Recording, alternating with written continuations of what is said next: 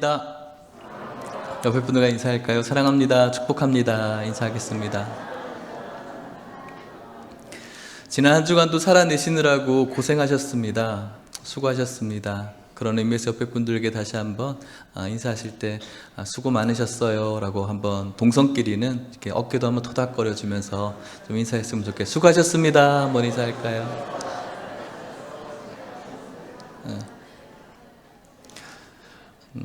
얼마나 수고하셨어요, 여러분.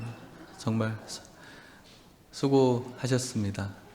세상이 참 수상한데, 수상한 시절에 좀 살아내는 것, 하루하루가 견디는 것, 그것이 참 힘든 일인데 살아내시느라고 수고하셨고, 그 동안도 하나님을 잊지 않고 또 이렇게 존전에 모인 여러분들, 하나님의 축복 가득하시기를 간절히 소망합니다.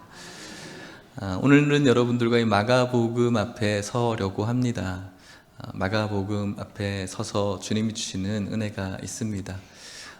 사복음서 중에서 가장 먼저 쓰여진 책이 마가복음이라고 합니다. 이 마가복음의 1차적인 수신자들, 1차적으로 받아보는 자들은 바로 그 대상은 로마에서 예수님을 믿고 있었던 사람들이라고 해요. 로마에서 예수님을 믿고 있는다는 것, 그 당시는 로마 시대 아닙니까? 그 강력한 로마, 또 물질의 그 문명 앞에 초라하기 그지없는 그리스도인들, 그런 모습으로 살아간다는 것은 굉장히 위축되어지는 신앙생활이겠죠. 그 가운데서 예수님을 나의 구주로 바라보고 있다는 것, 그 당시의 왕 아우구스투스, 이런 황제들, 시저들, 이 사람이 인간 신 아니겠습니까? 그런 신들에 비하면 내가 붙잡고 있는 이 예수라는 이 하나님은 초라하기 그지 없죠.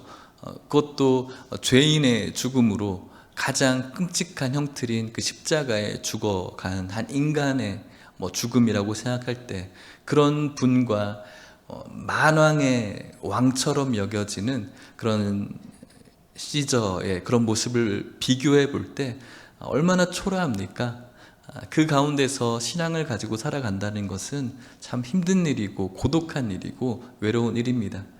특별히 로마의 황제 중에 아주 광기서린 미친 왕 하면은 어떤 왕이 떠오르십니까? 네로가 떠오르죠. 네로의 그 광기는 로마를 불태워 버렸지 않습니까? 그 불태워진 그 로마를 바라보면서 희열을 느꼈던 그 네로 왕, 자신의 그 정치적인 입지가 줄어드는 것처럼 느껴지자 그 모든 대화재의 원인을 누구에게 돌렸습니까? 그리스도인들에게 돌렸거든요. 그래서 많은 사람들이 그리스도인을 더 핍박할 수밖에 없었죠. 황제만 핍박한 것이 아니라 이런 재앙의 원인을 그리스도인들에게 돌렸으니 그 가운데 얼마나 많은 핍박이 있었겠습니까? 그런 핍박 속에서 신앙을 가지고 있는 로마에 있는 그리스도인들이 신앙의 회의를 느끼기 시작하는 거예요. 내가 예수님 믿는데 이렇게 고생하면서 살아가는 게 맞는가? 정말 예수님이 하나님 맞는가? 그렇게 죽어간 예수님이 너무나 초라한데 내가 그분을 끝까지 붙잡는 것이 정말 맞는 일인가? 라는 회의가 들기 시작하는 겁니다. 마치 오늘날 교회에 다니지만 예수님을 믿는 것이 정말 맞는 것인가에 대한 회의감, 불신들, 아무리 내가 예수님을 믿어도 내 삶이 나아지지 않는 이 형편 속에서 예수님 믿지 않아도 저렇게 잘 나가는 사람들을 바라보고 있노라면 정말 예수님이 믿는 것이 맞는가라는 회의감이 들 때가 많이 있겠죠. 그런 그들을 바라보면서 마가가 로마 그리스도인들에게 글을 쓰는 것이 바로 이 마가복음이라고 할 수가 있겠습니다. 오늘 우리들의 본문은 마가복음 13장에 와 있지만 1장 1절은 이렇게 시작합니다. 같이 한번 읽어볼까요? 시작. 하나님의 아들 예수 그리스도의 복음의 시작이라. 아멘. 로마의 이 회의감을 가지고 있는 성도들에게 마저 하나님의 아들, 조금만 하울링이 줄여줬으면 좋겠어요. 마저 예수 그리스도는 하나님의 아들입니다라고 선포하고 있는 거예요. 로마인들의 특성은 이 명확한 것을 좋아해요. 빙빙 둘러대는 것을 싫어해요. 그들의 특성에 맞게 예수 그리스도가 하나님의 아들이다라고 선포하고 있는 것이죠. 그분은 예수는 하나님의 아들이 분명하고 예수는 그리스도시다. 다른 생각하지 말라는 거예요. 다른 반신반의하는 그런 마음을 가지지 말라는 것이죠. 여러 가지의 환경이 우리를 불신하게 만들지만 예수는 그리스도시고 예수 그리스도는 하나님의 아들이시다. 오늘 여러분들에게 이 말씀이 새겨지시기를 축복합니다. 그 예수 그리스도의 복음의 시작을 오늘 말씀하고 있는 것입니다. 이 복음, 좋은 소식이라는 것은 로마인들에게도 그렇게 어려운 말이 아니었어요. 로마인들에게 복음은 무엇이었을까요? 로마는 여러 가지의 전쟁들이 있었죠. 그 전쟁에서 승리하는 소식이 그들에게는 복음이었어요. 기쁜 소식이었죠. 그런데 마가는 그것이 진정한 복음이 아니라 예수 그리스도가 하나님의 아들 되심이 복음이다. 그 아들 되시는 예수 그리스도께서 우리 인생의 영원한 전쟁의 승리자이시다. 그 예수 그리스도는 복음의 시작이시고 그리고 복음의 마지막 알파와 오메가이시다.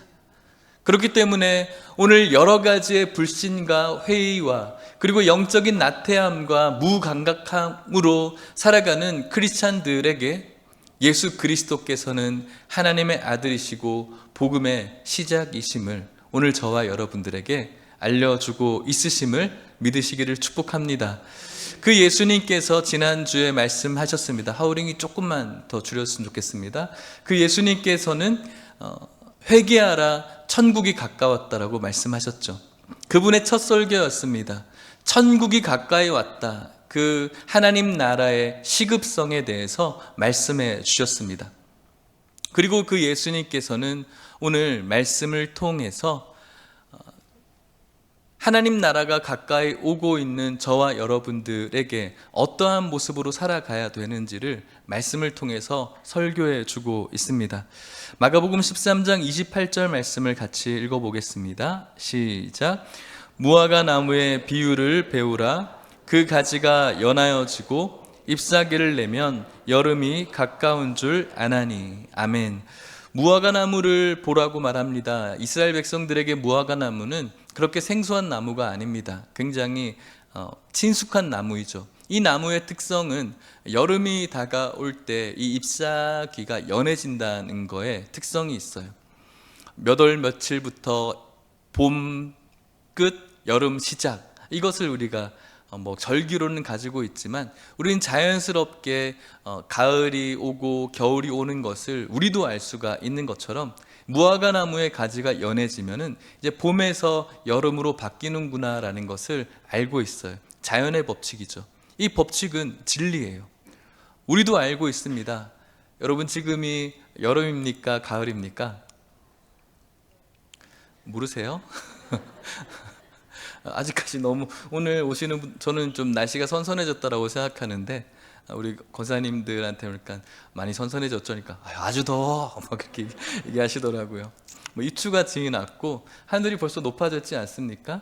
그리고 이제 비가 며칠 전에 왔는데 그때 많은 분들이 그렇게 얘기해서 이 비 그치고 나면 더 선선해지겠다라고 이야기했어요. 시계가 있어서 아는 것이 아니에요. 그것을 직감으로 우리가 느끼는 거예요. 여름이 이제 갔구나. 이제 이 비가 그치면 날씨가 선선해지겠구나. 가을이겠구나. 이것은 누가 가르쳐 주지 않아요. 법칙이에요. 진리이죠. 우리가 느끼는 거예요. 직감하는 거예요. 그것을 이스라엘 백성들도 여름이 오는 것을 다 아는 거죠. 그런 것처럼 이런 일이 있다는 거예요. 29절 말씀을 같이 읽어볼까요? 시작. 이와 같이 너희가 이런 일이 일어나는 것을 보거든 인자가 가까이 곧 문 앞에 이른 줄 알라. 아멘. 너희가 여름이 오는 것을 직감하는 것처럼 이러한 많은 징조들이 보일 때 인자가 가까이 왔다. 천국이 가까이 왔다. 종말이 가까이 왔다. 하나님의 나라가 가까이 왔다. 최후의 날이 가까이 왔다라는 것을 알라는 거예요. 무화과 나무가 연해지는 것이 여름이 오는 징조라면 하나님 나라가 가까이 오는 징조가 있는데, 이런 날이 왔다면 분명히 주님께서 오실 날이 멀지 않았다라는 것이죠. 어떤 것일까요? 마가복음 우리가 13장을 읽었습니다. 4절 말씀을 같이 한번 읽어볼까요? 4절입니다. 시작. 우리에게 이르소서 어느 때 이런 일이 있겠사오며 이 모든 일이 이루어지려 할 때에 무슨 징조가 있사오리까. 아멘. 우리에게 이르소서, 어느 때 이런 일이 있겠습니까? 라고 어떤 종말에 대한 징조에 대해서 제자들이 묻습니다. 그때 예수님께서 5절 6절 말씀에 이렇게 말씀합니다. 예수께서 이르시되 너희가 사람의 미혹을 받지 않도록 주의하라. 많은 사람이 내 이름으로 와서 이르되 내가 그라하여 많은 사람을 어떻게 한다고요? 미혹한다. 말세의 징조를 이야기하고 있는 겁니다. 미혹받지 않도록 조심하래요. 많은 사람이 예수님의 이름으로 와서 내가 예수님이다 라고 하면서 많은 사람들을 미혹한다는 거죠. 오늘날 예수님이라고, 자칭 예수님이라고 하는 사람들이 얼마나 많이 있습니까? 지난번에 어떤 글에 보니까 우리나라에만 해도 예수님이 한 50분 넘게 사신다고 하시더라고요. 모세도 한 100여 분 가까이 사시고 계시고, 자신이 예수라고 이야기하면서 자칭 이긴 자라고 이야기하는 신천지 대표적이죠. 혹시 이곳에 신천지 있으시면은 예수 믿고 구원 받으시기를 축복하고, 아니시면 나가시기를 정중히 부탁드리겠습니다. 그것에 대한 형사상 민사상의 모든 재판의 결과는 책임지시기를 바라고, 어쨌든 자신을 예수라고 하면서 미혹하는 자들이 많다는 거예요. 오늘날 얼마나 많이 있습니까? 징조이죠. 그런데 너무나 많이 미혹되고 있는 거예요. 뿐만 아니죠. 어떤 징조가 있습니까? 13장 8절 말씀입니다. 같이 읽어볼까요? 시작. 민족이 민족을, 나라가 나라를 대적하여 일어나겠고 곳곳에 지진이 있으며 기근이 있으리니 이는 재난의 시작이니라. 아멘. 지금 여러 전쟁들이 벌어지고 있지 않습니까? 지금까지 수많은 전쟁들이 지금 없어진 적은 없지만 지금도 역시 러시아, 우크라이나 할 것 없이 여러 내전들, 전쟁들, 나라가 나라들, 꼭 총과 무기로 싸우지 않는다고 할지라도 여러 가지 경제와 정보의 이런 전쟁들이 난리를 치고 있는 것 뿐만 아니라 지진도 있고요, 기근도 있고요. 잘 살고 많은 음식물을 버리는 이 땅이지만 또 지구 반대편에는 여러 가지의 기근들이 있고, 이 모든 것이 이 재난의 시작이라고 말하고 있습니다. 13장 9절에는 이렇게 말합니다. 같이 읽어보겠습니다. 시작. 너희는 스스로 조심하라. 사람들이 너희를 공회에 넘겨주겠고 너희를 회당에서 매질하겠으며 나로 말미암아 너희가 권력자들과 임금들 앞에 서리니 이는 그들에게 증거가 되려 함이라. 아멘. 사람들이 우리를 가만히 내버려 두지 않는다는 거예요. 예수 믿는다는 것, 교회 다닌다는 것, 그것이 사람들에게 조롱거리가 되어지고 또 여러 가지의 뉴스의 타겟들이 되어지는 것이 오늘날의 우리들의 현재 시대의 모습 아니겠습니까? 12절 말씀을 또 같이 읽겠습니다. 시작.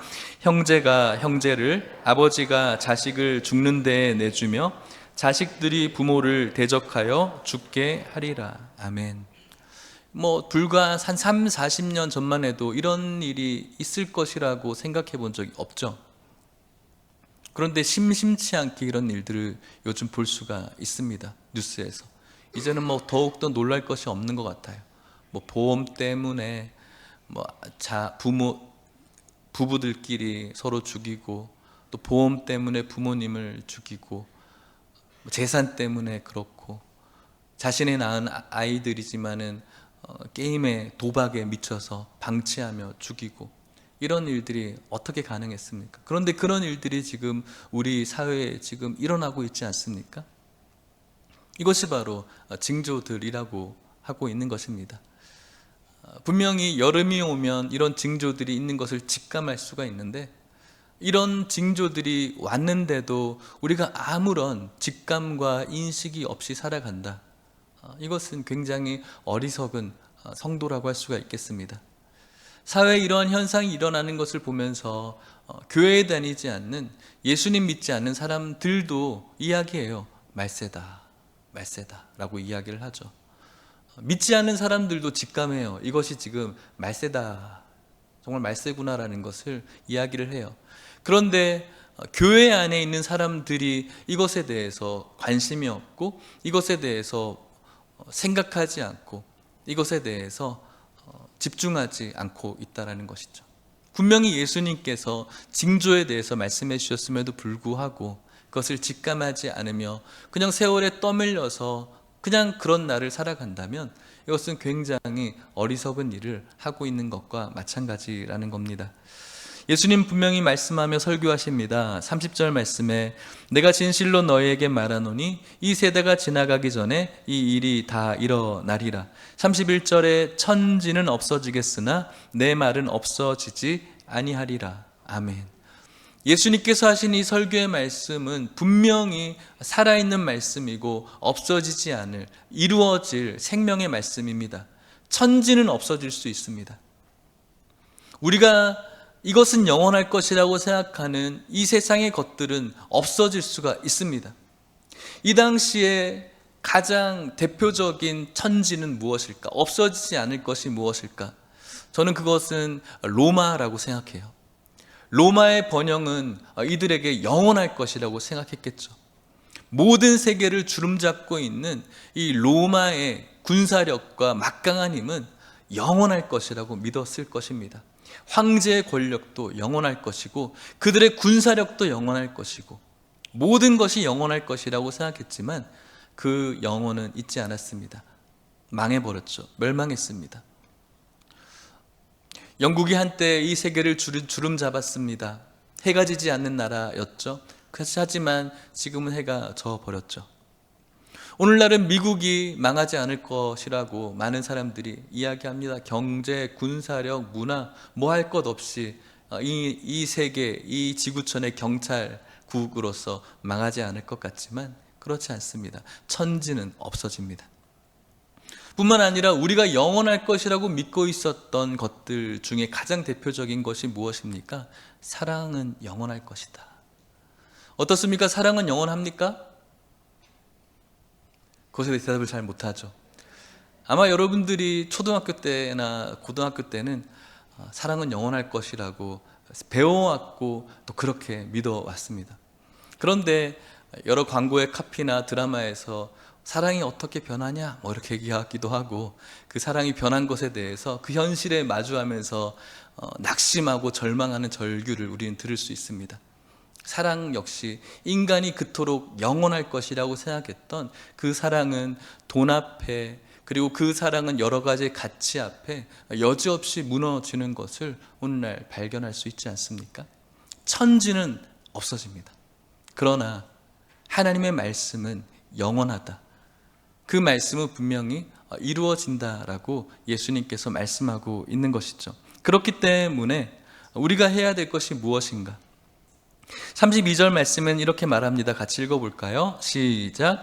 그러나 그날과 그때는 아무도 모르니 하늘에 있는 천사들도 아들도 모르고 아버지만 아시느니라. 아멘. 분명히 그날 말세는 올 것입니다. 종말은 올 것입니다. 근데 그 날은 아무도 알 수 없습니다. 하늘에 있는 천사도 모르고 아들도 모릅니다. 하나님만이 아십니다. 1992년에 한국의 다미선교회에서 시한부 종말론을 내세우면서 휴거될 것이라고 많은 사람들이 생각하면서 거기에 모든 것들을 올인했습니다. 다 직장도 팽개치고 가정도 팽개치고 이제 휴거할 것이기 때문에 모든 것들을 그날에 올인해버렸죠. 하지만 예수님 오시지 않으셨습니다. 그날은 아무도 알지 못합니다. 오늘날도 예수님이 언제 온다라고 못 박으며 그날을 기다리는 시한부 종말론자들이 존재합니다. 어리석은 일이죠. 하나님밖에 모르십니다. 우리들이 초점을 맞춰야 될 것은 그날이 언제일 것인가, 그 종말의 날이 몇 월 며칠인가가 우리들에게 초점을 맞춰야 될 것이 아니에요. 우리들이 생각해야 될 것은 하나님, 예수님께서 언제 오실 것인가에 대한 초점이 아니라 그날이 오기까지 우리가 어떻게 살아가야 되는가에 초점을 맞춰야 되는 거예요. 그것이 바로 성도의 삶이죠. 어떻게 살아가야 되는 겁니까? 33절 말씀입니다. 같이 읽어볼게요. 시작. 주의하라, 깨어있으라. 그때가 언제인지 알지 못함이라. 아멘. 깨어있는 거예요. 언제지? 그날이 언제지라고 그날에 대해서 우리가 궁금해하는 것이 아니라 그날이 분명히 올 것을 믿고, 천지는 없어지겠지만 예수님의 하신 말씀은 분명히 이루어질 것이기 때문에 그날이 올 것이라는 믿음과 확신과 함께 그날을 기다리면서 우리는 깨어있는 거예요. 그것이 바로 성도들이 할 역할이죠.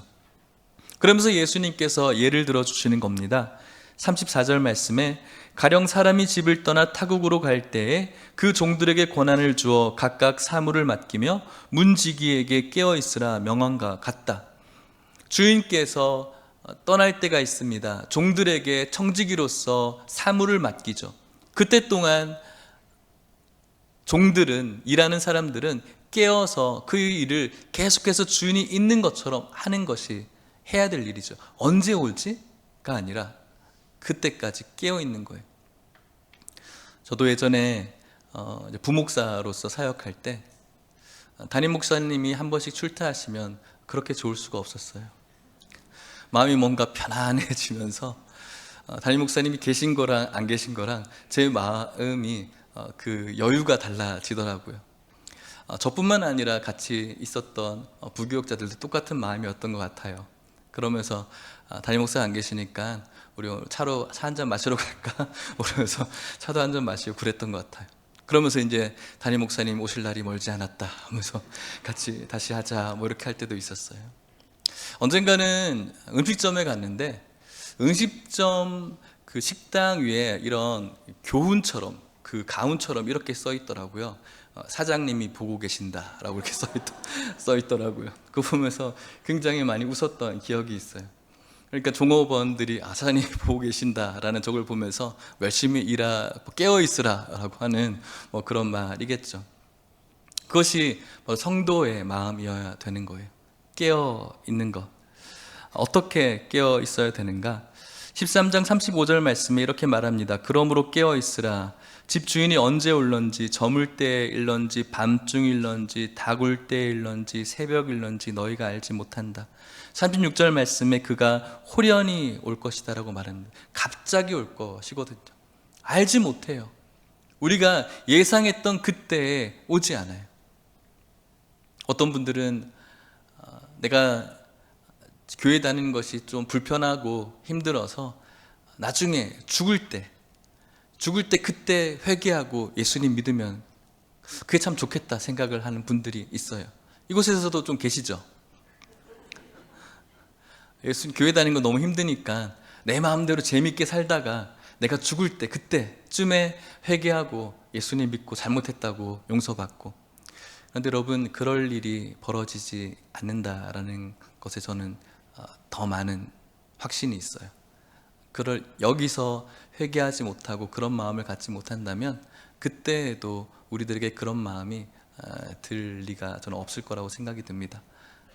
또 호련히 오실 거기 때문에 그런 날이 오지 않을 가능성이 훨씬 클 것이라고 생각합니다. 어떻게 올까요? 마태복음 24장 43절에는 이렇게 말합니다. 너희가 아는 바니 만일 집 주인이 도둑이 어느 시각에 올 줄을 알았더라면 깨어 있어 그 집을 뚫지 못하게 하였으리라. 도둑같이 오시거든요. 그래서 44절 말씀에 이러므로 너희도 준비하고 있으라. 생각하지 않은 때에 인자가 오리라. 생각하지 않은 때에 온다. 이 말은 마태복음, 마가복음에만 있는 것이 아니라 계속해서 성경은 우리들에게 이 긴박성과 시급성과 근신하는 이 마음을 계속해서 이야기를 해요. 데살로니가전서 5장 2절 말씀에 이렇게 말합니다. 같이 한번 읽어보겠습니다. 데살로니가전서 5장 2절입니다. 시작. 주의 날이 밤에 도둑같이 이를 줄을 너희 자신이 자세히 알기 때문이라. 베드로후서 3장 10절입니다. 시작. 그러나 주의 날이 도둑같이 오리니 그 날에는 하늘이 큰 소리로 떠나가고 물질이 뜨거운 불에 풀어지고 땅과 그 중에 있는 모든 일이 드러나리로다. 요한계시록 3장 3절 말씀입니다. 시작. 그러므로 내가 어떻게 받았으며 어떻게 들었는지 생각하고 지켜 회개하라. 만일 일깨지 아니하면 내가 도둑같이 이르리니 어느 때에 내게 이르는지 내가 알지 못하리라. 계시록 16장 15절 말씀. 시작. 보라, 내가 도둑같이 오리니 누구든지 깨어 자기 옷을 지켜 벌거벗고 다니지 아니하며 자기의 부끄러움을 보이지 아니하는 자는 복이 있도다. 아멘. 성경에 한 번만 스쳐가면서 얘기하는 것이 아니라 회개하라, 천국이 가까이 왔느니라, 예수님께서 주시는 그 귀하신 메시지, 복음 속에 우리가 생각해야 될 마음은 예수님 분명히 이 땅 가운데 오실 것이고 도둑같이 오실 것이기 때문에 우리는 그날이 이르기 전에 깨어 있어야 된다는 거예요. 37절 결론의 말씀이죠. 같이 읽겠습니다. 시작. 깨어 있으라. 내가 너희에게 하는 이 말은 모든 사람에게 하는 말이니라 하시니라. 아멘. 깨어 있어라.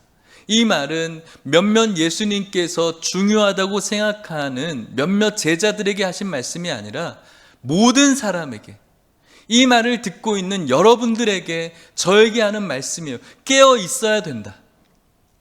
분명히 징조가 있을 것이고 그 징조는 우리가 직감적으로 그날이 오고 있구나라는 것을 깨달을 수 있어야 되고, 그것을 깨달았다면 우리는 깨어 있어야 되는 거예요. 오늘 여전히 여러분들 천국에 대한 관심이 없고 그날에 대한 민감함이 없어서 깨어있지 못하고 영적으로 잠들어 있다면 오늘 말씀이 여러분들에게 들려지시기를 주님의 이름으로 간절히 축복합니다. 말씀을 마치려고 합니다. 이 말씀은 우리가 잘 알고 있는 열 처녀의 비유와 마찬가지로 신랑이 오는 그때를 기다리는 그 열 처녀처럼 우리도 잘 기다리라고 예수님께서 말씀을 해주셨죠. 열 처녀들이 있었습니다. 신랑을 기다리면서 등불을 밝히고 있어야 됩니다. 마태복음 25장 1절 말씀에 그때 천국은 마치 등을 들고 신랑을 맞으러 나간 열 처녀와 같다 하리니, 열 처녀들이 신랑을 기다리지만 어떤 일이 있었냐면 5절 말씀에는 이렇게 말합니다. 신랑이 더디 오므로 다 졸며 잤다. 신랑이 오셔야 되는데 생각했던 것보다 늦게 오는 거예요. 그러니 졸고 있는 것이죠. 근데 그 중에는 그 기름을 계속해서 준비한 처녀들이 있었고, 언제 올지 모르니까 그것을 준비하지 않은 처녀들이 있었죠.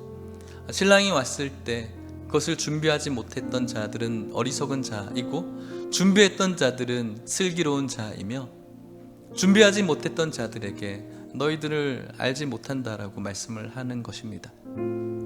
그러면서 마태복음 25장 13절에 이렇게 말씀하는 겁니다. 같이 한번 읽겠습니다. 시작. 그런즉 깨어있으라. 너희는 그날과 그때를 알지 못하느니라. 아멘. 깨어, 날, 때, 알지 못. 오늘 이것을 요절로 삼아 봤어요. 오늘 말씀의 제목으로. 깨어 있어야 된다. 왜냐하면 그날과 그때를 알지 못하기 때문에. 깨어, 날, 때, 알지 못. 이것을 우리 마음 가운데 새길 수 있어서 깨어 있어야 된다. 그날과 그때를 알지 못하기 때문에 오늘도 내가 깨어 있어야 된다. 그래서 먼 훗날 힘들고 어려운 모든 시간들이 지나고 주님을 만날 때 우리의 신랑 되시는 예수님께서 우리를 기쁨으로 맞아 주실 것이다. 그래서 우리는 깨어 있어야 되는 것입니다. 저 얘기를 잠깐 해드리면, 어릴 때 제가 오락실을 굉장히 좋아했어요. 두드리는 거죠. 막 두드리는 걸 좋아했어요. 그래서 어머니께서 굉장히 그것 때문에 저를 많이 혼내셨어요. 그리고 또 들키고 혼나고 다시는 안 갈게요 빌고, 어느 날도 또 똑같이 오락실에서 오락에 열중하고 있어요. 막 두드리고 있는데 뒤에서 누가 툭툭 쳐요. 뒤를 돌아보니까 제 여동생인 거예요. 여동생이 하는 말이 밖에 엄마 있어 그렇게 얘기하는 거예요. 주님 오시는 것 같았어요. 어떡하지? 큰일 났다. 여동생한테 얘기했어요. 나 여기 있다고 이야기하면 안 돼. 절대 얘기하면 안 돼. 그래서 그 좋은 그 두들기는 것을 멈추고 오락실 뒷문으로 도망갔어요. 도망가서 엄마보다 무조건 빨리 가야 돼. 엄마보다 집에 빨리 도착해야 돼. 집으로 막 도망갔어요. 그리고 집으로 돌아갔는데 내가 어떻게 하고 있어야 될까? 여동생이 날 배신하지 않았겠지? 뭐 이런 생각, 여러 생각을 하다가 제 양심에 그래도 솔직하게 이야기하는 게 낫겠다 싶어서 어떻게 기다릴까 생각하다가 공부하는 그 책상과 의자가 있지 않습니까? 그 의자를 이렇게 들고 무릎을 꿇고 어머니를 주님처럼 기다리고 있었어요. 그런데 어머니께서 오시지 않는 거예요. 얼마나 팔이 아프던지, 얼마나 무릎이 아프던지, 내릴까 말까, 엄마와 올 때 그때 딱 들까, 어떻게 할까, 엄청난 고민이 있었어요. 근데 어머니께서는 굉장히 늦게 오셨어요. 시장 갔다가 이렇게 오신 것 같아요. 그때 동안 부들부들 막 떨면서 이렇게 그것을 놓지 않았어요. 그리고 어머니께서 들어오셨죠. 어머니께서 무슨 일이야? 사실 저 그때 오락실에 있었어요. 어머니께서 어떻게 하셨을까요? 저를 때리셨어요.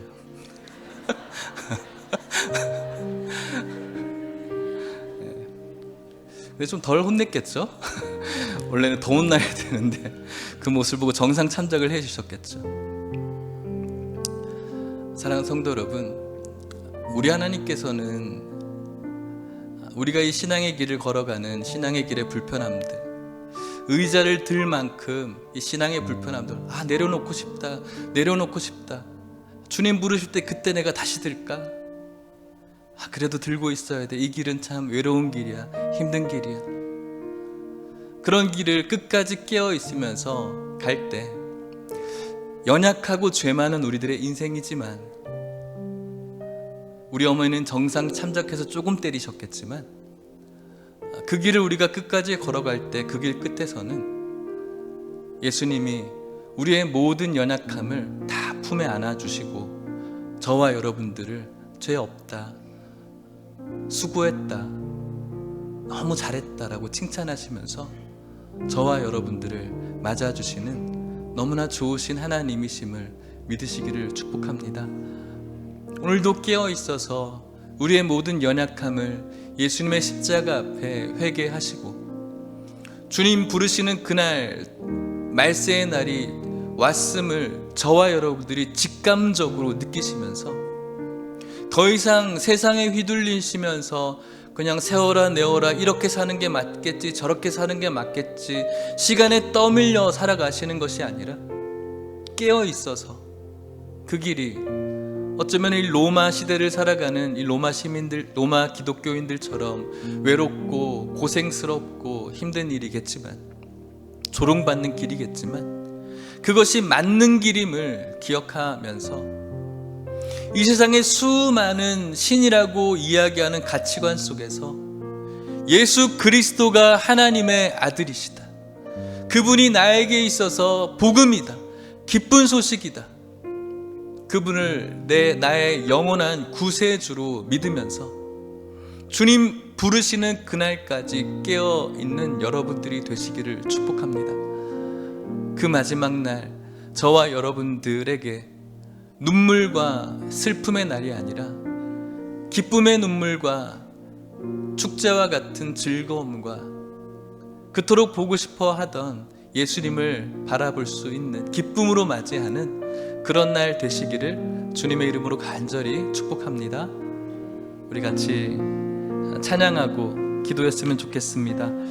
찬송가입니다. 찬송가 270장 176장 주 어느 때 다시 오실는지 우리 힘차게 박수 치시면서 그날이 올 때까지 깨어있기를 결단하는 마음으로 찬송합시다.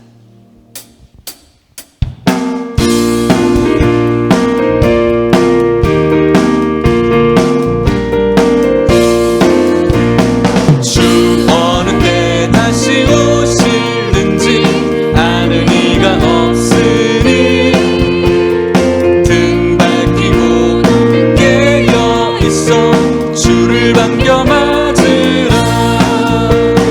주 안에서 우리 몸과 마음이 깨끗하게 되어서 주 예수님 다시 오실 때에 모든 기쁨으로 맞으라. 주 오늘에 다시 오신다면 부끄러움 없을까.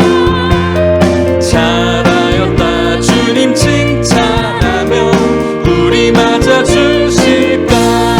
아멘. 주 안에서 우리 몸과 마음이 깨끗하게 되어서 주 예수님 다시 오실 때에 모든 기쁨으로 맞으라. 주 예수님 맡겨주신 일에 모두 충성 다했나. 내 맘속에 확신 넘칠 때에 영원한 식 없겠네. 주 안에서 우리 몸과 마음이 깨끗하게 되어서 주 예수님 다시 오실 때에 모든 기쁨으로 맞으라.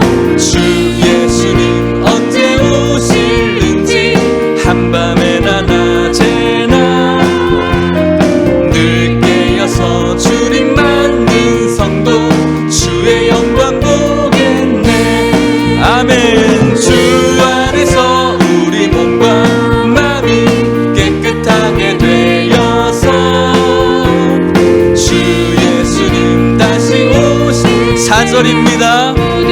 주 예수님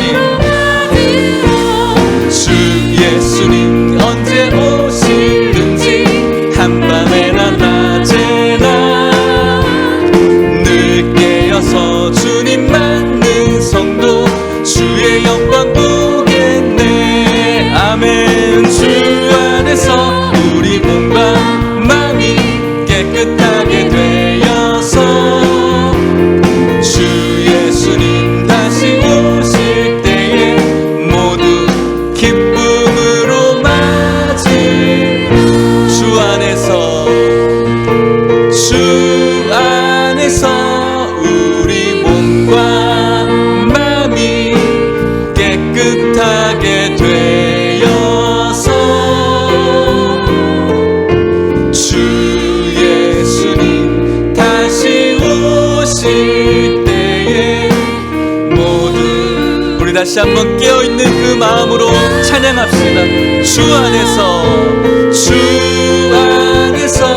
우리 몸과 마음이 깨끗하게 되어서 주 예수님 다시 오실 때에 모두 기쁨으로 맞으라. 기도합시다. 아까 오락실 얘기를 했는데 오늘 말씀을 준비하면서 그 생각을 해봤어요. 그 당시 왜 어머니가 직접 들어오지 않으셨을까. 그 생각을 한 번도 해보지 못하고 살았거든요. 왜 동생을 보냈을까. 어머니가 직접 와서 했으면 됐을 텐데. 여러 가지 생각 중에 어머니가 내가 죄 가운데 있는 모습을 보기가 힘들으셨을 것 같다. 죄 중에 있는 것을 어머니가 보기 힘드셨을 것 같다 라는 생각을 했어요. 그리고 직접 봤다면 바로 혼내셨어야 되니까 참아주시지 않았을까라는 생각을 해봅니다. 하나님의 마음도 이와 다 있을 것 같다 생각이 듭니다. 우리들이 죄에 있는 모습을 하나님께서 보기 힘드셨을 것이다. 그리고 오늘도 하나님께서는 참아주고 계시다. 이런 생각을 하게 됩니다. 주님 오시는 그날이 분명히 올 것입니다. 징조가 우리들에게 있습니다. 직감할 수 있기를 바라고, 주님 분명히 오실 텐데 우리들의 개인적인 종말이 있을 수도 있고 그 전에 오실 수도 있겠지만, 천국이 가까이 왔는데 우리가 깨어 있어서 우리의 연약한 모습을 주님 앞에 보여드리지 않고 가장 영광스러운 모습을 주님 앞에 보여드릴 수 있는, 주님이 더 이상 세상의 시간에 떠밀려 살지 않고 주님께서 맡겨주신 사명 잘 감당하는 그러한 삶, 사명 달라고, 내 만족만 위해서 살아가는 것 살아가지 않고 주님의 뜻을 이루며 살아가는 저와 여러분들, 그날이 가까이 왔음을 기억하면서 결단하며 우리 같이 한번 찬양했으면, 기도했으면 좋겠습니다. 우리 주여 한번 간절히 부르짖고 기도하겠습니다. 주여, 하나님 아버지 감사합니다. 말세에 징조가 있습니다. 하나님 아버지, 계절의 징조는 우리가 느끼면서 말세의 징조에 대해서 우리가 너무나 무관심했습니다. 무감각했습니다. 주님의 때가 멀지 않았음을 기억하게 하여 주시옵소서. 그날이 가까이 오고 있는데 하나님 아버지, 우리가 도무지 어떤 것에 중요점을 둬야 할지 정신을 차리지 못하고 살아가게 됩니다. 하나님 아버지, 우리들에게 회개하라, 천국이 가까이 왔느니라고 말씀하셨습니다. 그리고 오늘 깨어있으라고 말씀하셨습니다. 아버지, 저희들 무감각하고 나태함으로 깨어있지 못했습니다.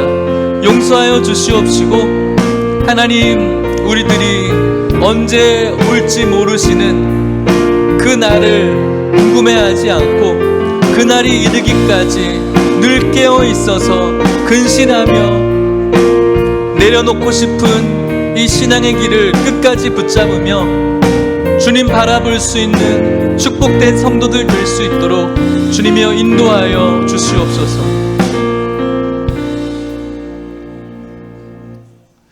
우리에게 영원한 하나님의 나라를 약속하신 좋으신 하나님 아버지, 감사합니다.